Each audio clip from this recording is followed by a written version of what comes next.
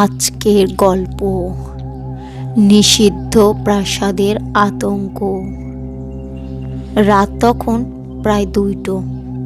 ঘন কুয়াশা মোড়ানো গ্রাম একেবারে নিস্তব্ধ। শুধু শিয়ালের হুক্কা হওয়া ডাক আর ঝিঁঝি পোকার শব্দ শোনা যায়।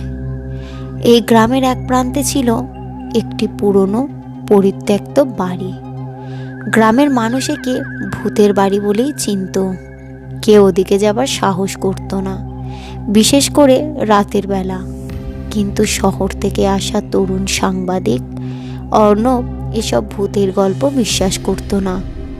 সে ঠিক করলো আজ রাতে ওই বাড়িতে গিয়ে দেখবে সত্যিই কিছু আছে কিনা।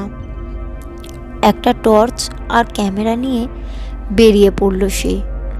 বাড়িটার সামনে দাঁড়াতেই একটা অদ্ভুত অনুভূতি হলো ওর।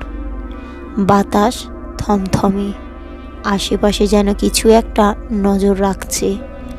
ও ভেতরে ঢুকতেই দরজাটা নিচ থেকেই বন্ধ হয়ে গেল। অর্ণব চমকে উঠল, কিন্তু নিজেকে শান্ত রেখে এগিয়ে চলল। হঠাৎ করে কানের পাশে ফিসফিস শব্দ। তুমি এখানে কেন এসেছো? অর্ণব তড়িঘড়ি টর্চের আলো ঘুরিয়ে দেখল, কিন্তু আশেপাশে কেউ নেই। ঘরের কোণ থেকে আস্তে আস্তে একটা কালো ছায়া বেরিয়ে এলো। ওর উচ্চতা মানুষের দ্বিগুণ, চোখ দুটো আগুনের মতো জ্বলছে। অর্ণব পা সরাতে পারছে না, যেন মাটিতে গেঁথে গেছে।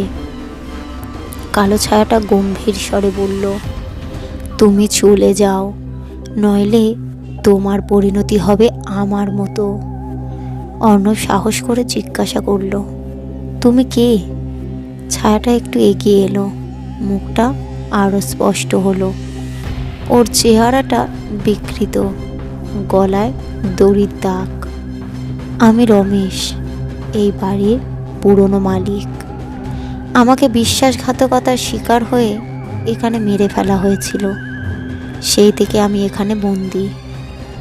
হঠাৎ পুরো ঘর কাঁপতে লাগলো, দেয়াল জোড়া ফাটল ধরল, চারপাশে বিকট আওয়াজ। অর্ণব দৌড়ে দরজার দিকে গেল, কিন্তু দরজা খুলছেই না। পেছন ফিরে দেখল কালো ছায়াটা এগিয়ে আসছে, হাত বাড়িয়ে দিয়েছে ওর দিকে। হঠাৎ দরজা বিকট শব্দে খুলে গেল। অর্ণব প্রাণপণে দৌড় দিল। বাইরে এসে দেখল কুয়াশার মধ্যে বাড়িটা অদৃশ্য হয়ে যাচ্ছে। সেদিনের পর থেকে অর্ণব বুঝতে পারে ভূত বলে হয়তো কিছু সত্যিই আছে। আর ভূতের বাড়ির গল্প শুধু গল্প নয়, এটা একটা শ্বাসরুদ্ধকর বাস্তব।